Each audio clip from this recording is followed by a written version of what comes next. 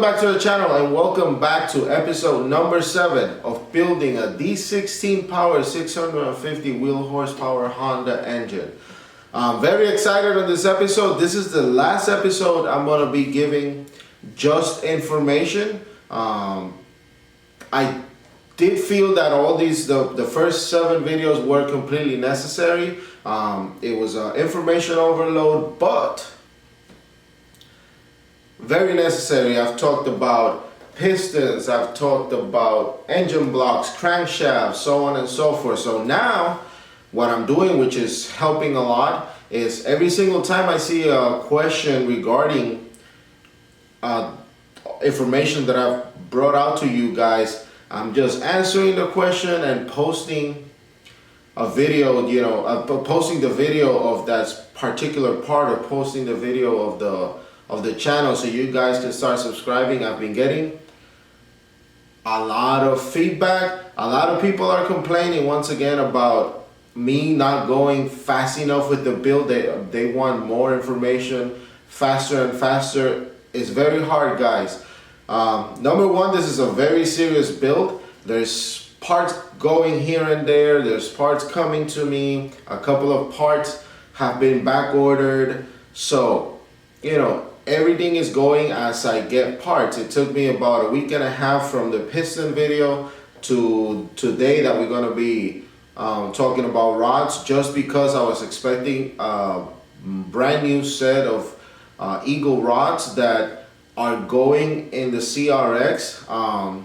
We decided to name the CRX the hand-me-down just because the CRX is going to be built with nothing but leftover parts. Unfortunately, the rods that I had at the moment, I've been using and going hard on those rods for a while. So that part I decided to spend a little money and get a brand new set of Eagle rods. Now, to our sponsors, man, these people in Alamo Autosports, they're located in Arlington, Texas, 1218 Colorado Lane. We're the first guys to reach out to me, Jacob, great guy. They have an in-house machine shop. Jacob is their machinist out there, so give him a shout, whatever you guys need. They're dart and sleeve installers. They'll do hot tanking, head resurface, head assembly, so on and so forth. Also, AEM distributor, ARP, Bosch, once again, Darton, Anke, Ferreira, Honda, Manley, you name it, they have it. Located in 1218 Colorado Lane, Suite C in Arlington, Texas. Their phone number is 817-860-4300. When you call them, ask for Jacob or one of the representatives. Tell them Michael at Matt Media sent you, and they're going to give you great pricing. Very good people. Also, Jacob has his car club, which I've been part of since day one. Is Civic EE and EF of Texas. I own a Honda. My favorite Honda engine, my favorite Honda chassis is the Honda CRX. Love them. There's a lot of great guys. I've actually bought parts from them. Secondhand parts, parts that I was missing here and there on my new my green CRX. So very good club to be in. Join Civic EE and EF of Texas. Very good club. Their founder and president Jacob will treat you guys right. Now, to what we came here for. Today we're going to be talking about rods. What options are there? The evolution of the rod industry for the D16. There's always been rods for B series. Once we used to find rods for the D16, but they were kind of expensive. Let's start with, like I've always started, the factory rod. Okay, the factory rod on the D16 engine. Look at this rod. It's the case of 90% of the engines, D16 engines that I've seen failed, they failed because of rod issues. Second is lubrication, which When I'm building that, when I'm assembling that D16 block that I'm gonna be assembling, I'll go through some tips and tricks to avoid those lubrication issues. But the D16 rod, factory rod, remember this is an engine that they were rated in the 90 horsepower. The CRX SI was 106, all the way to like 130, that D15B, whatever. They're not rods to make a lot of power. Common failure, and it's a common failure on every rod, it will be the joint of the caps. Bolts stretch and you have bearing failure. In fact, this one in particular had bearing failure. Okay, this is a rod from a D16 Y8, which combined with the single oil ring on them, they're bound to fail. Second, they're not a full floating rod. Okay, they're not a full floating they're not a full floating kit. So basically, they are going to bend at some point. From experience, I've done, I want to say these I've kept rather about 180, somewhere around there. I wouldn't push them past that. I had one of my first turbo engines was using a lock manifold. It was pieced out from some greedy parts and stuff like that. I was pushing right at about 180 horsepower, and common failure, like I said, my biggest issue was always rods. Now, back in the day, and when I say back in the day, I'm talking late 90s, okay? There wasn't many options out there as far as D16 rods. And whatever was out there was kind of expensive, okay? So we used to take the CC, the double overhead cam CC engine, use the rods that were similar to this, little bit thicker on the body and a little bit thicker on the union of the caps. Now, once again, they didn't do much justice. They were breaking right at the same 200 horsepower mark. Then, if you look at the LS series the B series, the LS Integra is the B18 engine. The rod is very, very, very, very similar to the D16 rod. So thicker body, okay. Now you did have to notch or eat or grind parts of the caps just so the rotating assembly was gonna fit. Also, it had a bigger area for the journal, so you actually had to order, I want to say it was Eagle that sold them, or maybe JE. You could buy a copper ring for them and they will fit perfectly. Now on those, I used to say people out there were hitting 250 to the wheels, 300. Some people got really, really fast on them. And when I say really, really fast, I'm talking about 1999, 2000, where 12-second Honda CRX single cam was pretty fast, okay? So that, how cost effective is that? To do the whole job, back then it was gonna run you about $200, meaning shot peening the rods, getting all the surfaces to match your crank, and then getting the copper insert for the journal. Okay, so Back then it was very cost effective. I did it to one of my engines. I didn't do it. I actually bought a set that was already prepped, and I put them on my engine, and they work okay. I actually ended trading them. I traded a LS rod with a Vitara piston on them for a set of they used to call them JDM rods, which is actually this thing that I'm holding right now. In today's market, it's they're called max speeding rods. Okay, in today's market, guys, this is what made all of the LS and the CC rods not obsolete, but they made it no longer cost effective. On today's market, you could get a set like these, which is max speeding rods. You could get it for about $242. I've checked them out on their website. You could get these for like $242. Now these on their website, they say they're good for about 600 horsepower. I believe it, as long as you upgrade the rod bolt. Okay, so $242.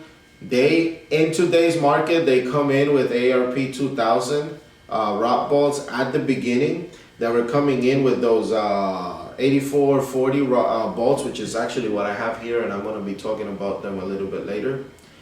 So this is a heck of a rod. Even though it's a cheap rod, you are not going to break this. With today's tuning technologies, you are not going to break this unless you're putting massive power. So the average user could get away with a set of max speeding rods. They're balanced. They're balanced like every other rod in the market, within 1 gram of each other. $242 for them.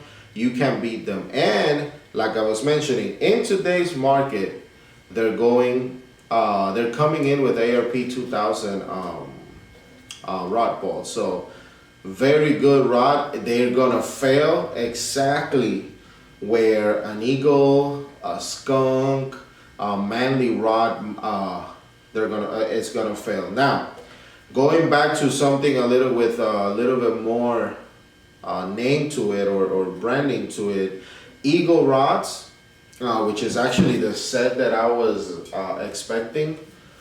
Very good H pattern rod. Eagle rod makes a better junction point within the rod and the end cap. Okay, this little journal here on this one is made out of plain aluminum. On the Eagle rods and everything else that's brand name, they're made out of bronze. Okay, so that's a big change there, because once you go in with a better rod bolt, they'll hold a lot more power.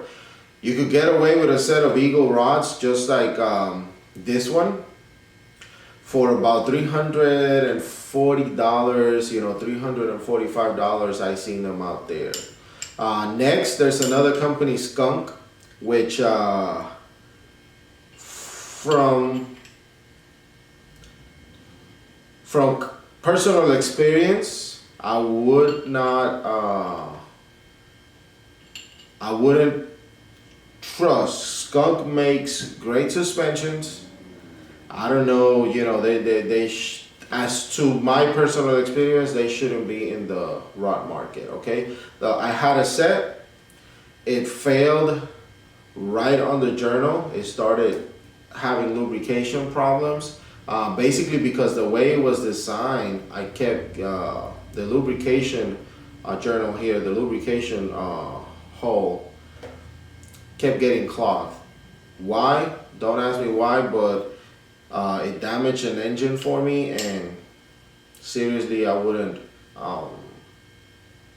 honestly, I wouldn't buy another set.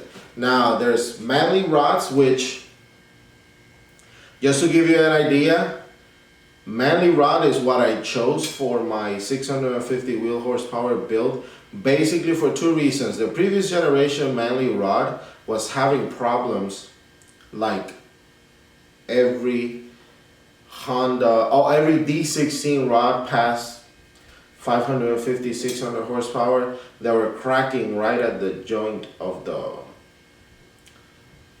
rod, you know, of the end cap and the rod. Okay, they were cracking right there. They corrected it to a point that their representatives were recommending them past 650 wheel horsepower with the ARP rod, with the ARP 2000 bolt. Okay, which that's a lot to say. That's a lot of confidence in your rod. I spoke to Eagle, I spoke to Max Speeding, I bypassed Skunk. Just don't have anything for them. I spoke to Manly, I spoke to Speed Factory, I spoke to all of them, and that was the rod that convinced me the most. Now, for all you guys using Vitaras, wait, let me go back. Something to understand is, remember, all of these rods that I mentioned, except of course the C6, the factory rods, even the LS modifier rod, you're gonna have to notch the block. So all of the aftermarket ones, you're gonna have to notch the block. What notching the block means is the rod, if you look at this one compared to this one, look at the difference in size. So when the rod is connected to the crankshaft, the rotating assembly, it moves. Remember in my crankshaft video where I was talking about the compression cycle, full compression, so on and so forth. So just to give you an idea, when it's on the compression cycle, that the rod is completely lateral. Lateral. The ladder it's at its point of more stress. It will hit the block on the bottom of the skirt. Okay, so that bottom of the skirt, remember, with the movement, the piston is never gonna make it there. So that's what we call a notch, and I'll show you what it looks like. So that notch that you saw there is the notch for my Manly rod. Now my Manly rod is a lot thicker than this one, so that's why you see such an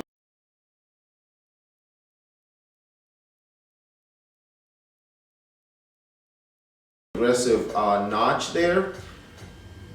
You could notch maybe a quarter of what you saw on that one, and these regular rods will rotate past it with no problems. Okay, so back to where I was going. For the Vitara Piston, guys, back then when we used to use rods like this, we were running compressions in the 7-5, 7-1, unless we were milling heads or decking blocks extremely aggressively to get to like the 8.5, somewhere around there. So there's 3 companies out there that I've found that I've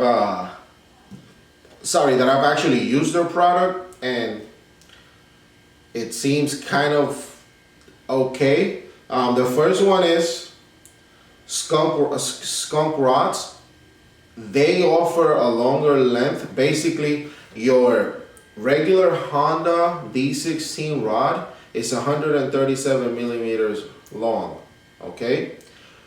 Remember what I was explaining about the Vitara Piston, the journal sits a little bit higher than on your regular Honda or the regular D16 piston. So the journal goes a little bit higher, meaning the rod in its full cycle is not going to hit the top of the sleeve. Okay, having said that, these three companies that I found, and I know there's some out there that are doing it, but these are the ones that I found that were brand names. They created a rod that's 138.63 millimeters. So 138.63 millimeters, the rod. So a little bit longer. And what that's gonna do is it's gonna cover for the area, it's gonna travel longer and it's gonna cover for the area that at its full cycle, top dead center, the piston is gonna sit lower than the sleeve, than the bottom of the sleeve. So remember, 138.63, first option that's out there, it's skunk. Once again, I wouldn't touch their product, but that's up to you if you want to do it. I'm all over their suspensions. I love their suspension. I just don't love their rods. Had a bad experience, and after looking at my engine and looking at my engine and looking at my engine, it was just a poorly designed rod. So they do this. It's about a $389 rod, which is comparable to a Manly, to a skunk, to...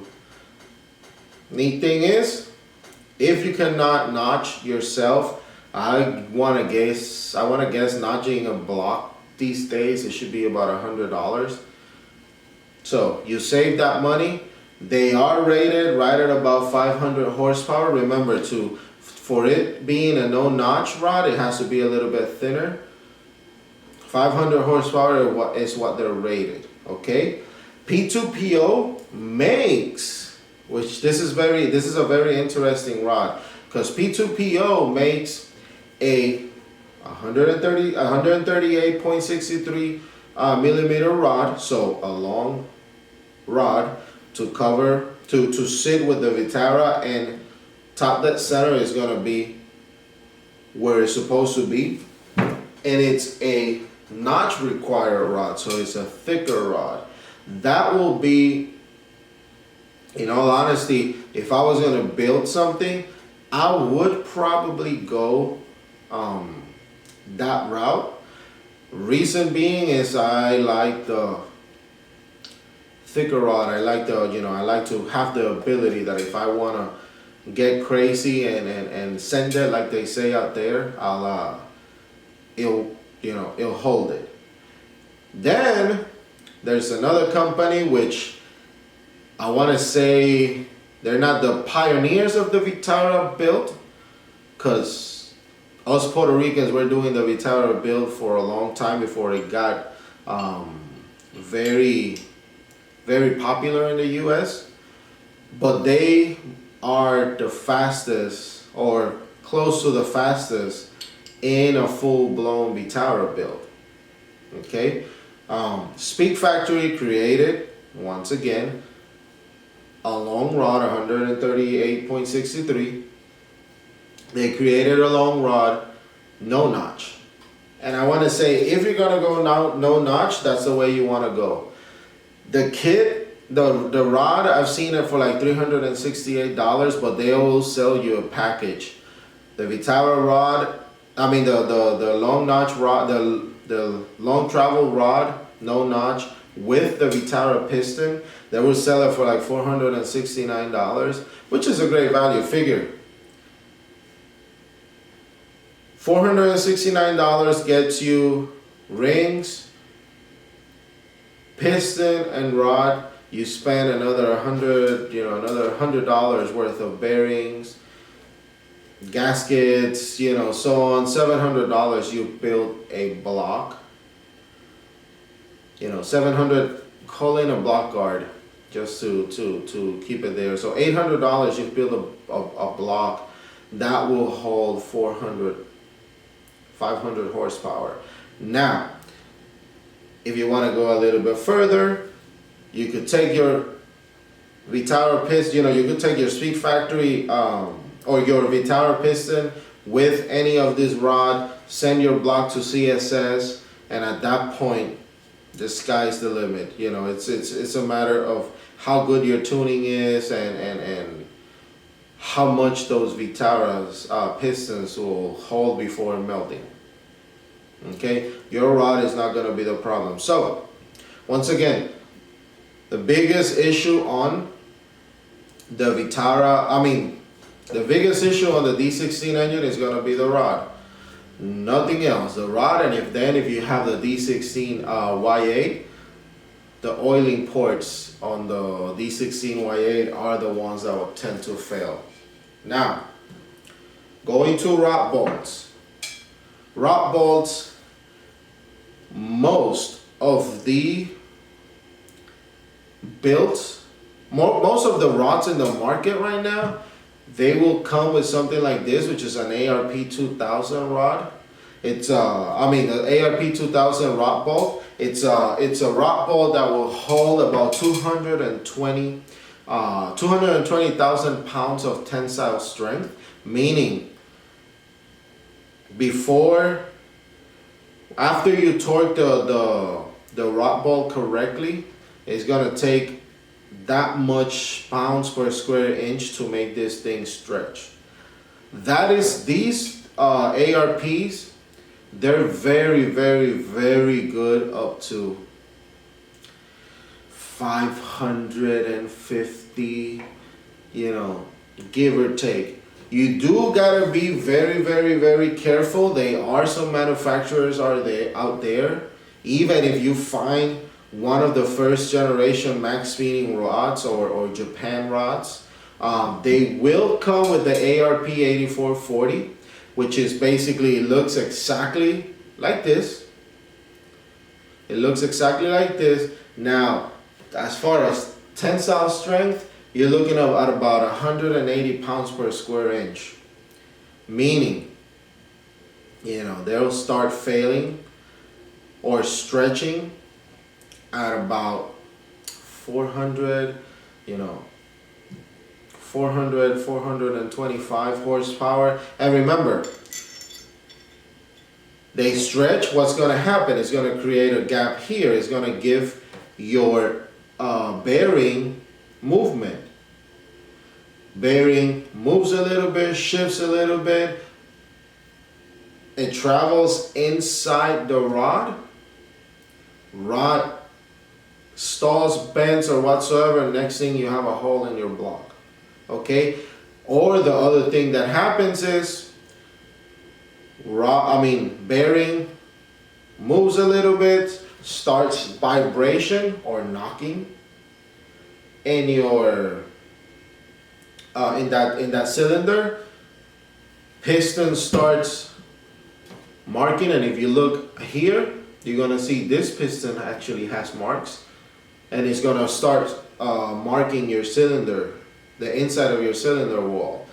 That's a big problem, because at that point, depending on how deep it went, that's the end of your block. After that, your only option is going to be getting a new block or re-sleeving a block.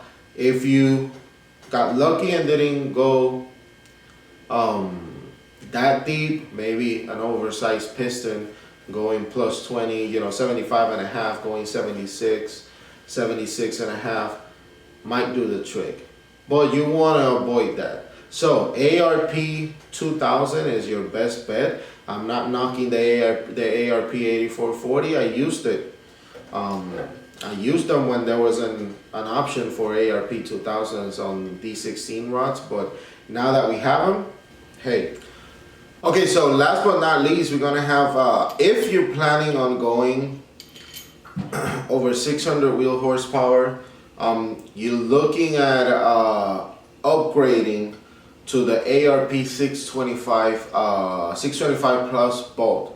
What the ARP 625 plus bolt is a aged metal that this thing will hold about 280,000 pounds per square inch of tensile strength. Meaning, it's about a $280, $300 upgrade, but it's well worth it if you're looking to go past that threshold. ARP 2000 is a very good rod bolt, but at that like I mentioned before, at that 550, 600, it's gonna start stretching, and it's gonna create that little gap. It's gonna separation between the end cap and the rod itself. Now, what I chose, even though I mentioned it before, I'm gonna give you a little go around of what I chose. I actually chose the Manly, and the product number for it is 14013-4. So the Manly 14013-4 rod. I bought it through Real Street Performance. I want to say it was $389 what I paid for the rods. Once again, they do price match. So I guarantee you, I looked around, and that's what they, the cheapest one that I found, and they price matched it for me. So off the shelf rod, it's a lot thicker than these Japanese rods. This 4340 Japanese rods. So we're worth it for the money. Now, I did chose, even though Manly states that you actually don't need it, because, you know, they redid the main problem with the previous generation of Manly rods, like I mentioned, was where the end cap meets the rod itself. They were cracking, so they made it a lot thicker. And you know, they brought it back, they fixed it. So this new concept with the ARP 2000, which is how they come, they are going to, they state, you know, they state that it will hold well over the 650 wheel horsepower. I chose to do the 625 plus rod, just because the build that I'm doing is serious, and I wanna be able to throw anything that I want at it. I bought these in November of last year. Like you guys know, I've been working on this build for a while. I just decided to vlog it sometime in February. So I did buy the 625. As of today, Manly is actually selling the 14013-4 kit as 14013-4 heavy duty or HD, which what it basically is the Manly rod with the 625 plus rod bolt. And when you look at the rating, they're rating the thing at 900 plus horsepower. Fastest dyno, you know, fastest real dyno on that I've seen is about 725, somewhere around there. I know for a fact of some people that they're doing 800. They just decide not to dyno. They think they're like I said before, what they're saying is, if I'm gonna break my car, I'm gonna break it on the track, and it's the way it should be. So dyno queens, you know, dyno queens are not fun. If you're building a car, you want to build it to hit it on the track and go fast in it. So Manly rod 14013-4 with the 625 is 14013 HD. So that's what I chose, and that's what I'm going with, guys. This is like I mentioned before, this is the last video that I'm going to be offering, at least for the bottom end, of course, that I'm going to be offering all this information. Now we're going to the fun stuff. Now we're going to, next video, I'm going to be hot tanking the block that I'm going to be using on the CRX, and we're going to be assembling it. I'm going to show step by step how we do it, and everything. So that should be fun. Please subscribe to my channel. It's Man Media TV on YouTube, Man Media TV on Instagram, and Man Media TV on Facebook. Let's get those subscribers. Let's start giving out more information. I'm planning on doing some fun stuff, and I know this car is gonna be fast. So follow me, and guys, see you in the next video. Thank you.